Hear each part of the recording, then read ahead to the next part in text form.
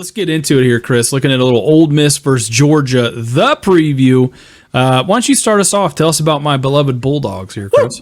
Yeah, this one should be a good one, man. We got, two top 10 teams here. Georgia, 9-0 on the season, Christian, as we all know.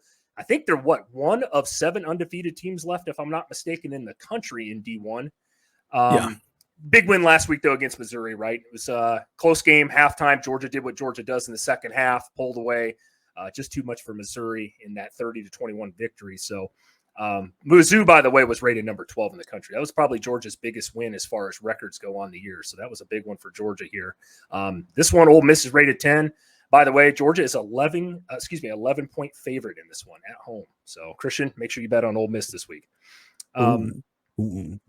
Yeah. So, but this is kind of an interesting stat. I think we talked about this on the Sunday show, Christian. This is the first time these two have met since 2016. That was Kirby Smart's first year.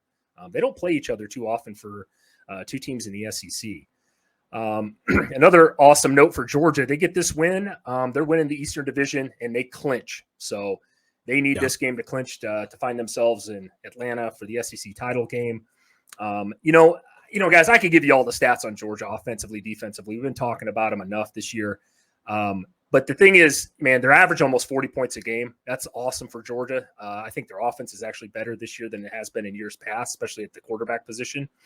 But they're only giving up, again, 15.4 points a game defensively. So the keys for me on Georgia to win this football game, Christian, they got to get the Rebels to third down. And this is an interesting stat I was reading about this week. Ole Miss is only converting 36% of their third downs this year. Georgia is converting 55%.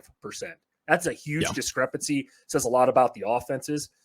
UGA ranks third in the country also in the country on third Jesus, I'm going to murder this right here. UGA ranks third in the country with that stat, with the 55 a game. They also hold teams to only 26.6 conversion rate on third down. Now, I know I just murdered that whole segment there, but what I'm basically getting into is if they get into third and long, and we talk about it a la Nebraska, teams that really struggle on third down and can't move the ball, Georgia's got such a huge discrepancy leaning their way in this game. And I think this game is going to come down. Basically, it's going to come down. It's trenches, right? Ole Miss, Jackson Dart, we talk about him. You're going to let me know about him. The run game. Georgia's been pretty good on defense. I think they're a little bit slept on this year because they're not the 21 defense. They're not the 2002's defense or 22's defense of last year. But I just don't see in this game, Christian, how this game is going to be close. I'm not going to give my prediction yet. I'm going to kick it back to you here, though.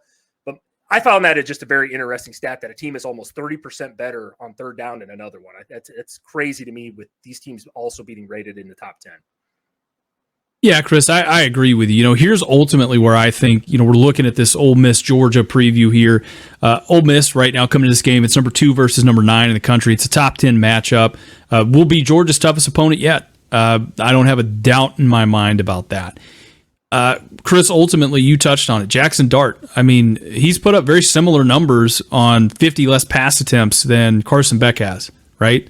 Wow. Pretty much, I think he's like almost 200, 300 yards off, but same amount of touchdowns, same amount of interceptions. Quinshon Judkins, right?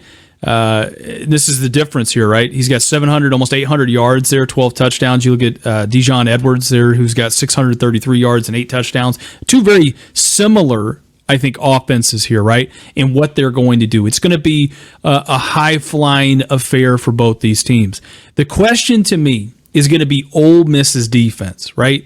That's where the real question goes. Pete Golding, obviously the old Alabama defensive coordinator, coming over to Ole Miss saying, hey, obviously there was high expectations for them. They've been in some shootout games this year that honestly, I think the defense might have even regressed in a lot of ways. Now, I think they're going to be good long term, but in this game on the road in Athens, how favorable is that going to be? We know last week against a Texas A&M offense, that has been very up and very down.